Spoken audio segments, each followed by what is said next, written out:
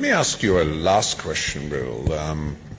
Now you are doing yourself this transition into a new function, and you leave behind a legacy of having transformed the world into I would say, into information society. Now, if you look forward and at your next career step, career may be not the right word here, but at your next life phase, what would you like to see as your legacy in 10, 15 years? Of the new work? Of the new work, yeah.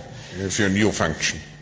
Well, I set very ambitious goals because I'm quite optimistic. If you look at, say, the 20 diseases that our global health program goes after, I'd hope that within 15 years, over half of those, we could have had a very dramatic impact.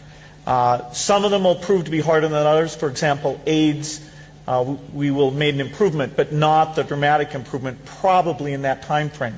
Malaria, perhaps, and a number of the other ones, we have things in the pipeline. So, you know, huge change in the mortality rates in developing countries, which then has this effect of reducing population growth. That's this big benefit that then makes everything like education and nutrition a lot easier. So I have very high expectations there, and we actually use these dashboards internally at the foundation to make everything be quite numeric. You know, we're trying to be rigorous about that and even share those so that people can see, oh, you fell short of what you had in mind, and then we get to explain if we have any lessons that might be learnable from other foundations. So I think there's some things about how we go about things that I hope those learnings can have an impact. There's the specific work in the different divisions, health, development, and the U.S. education work.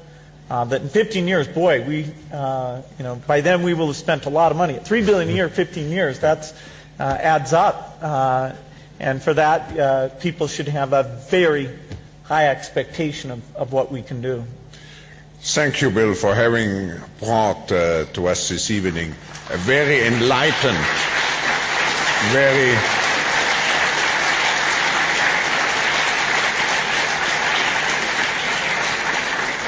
a very enlightened view of capitalism.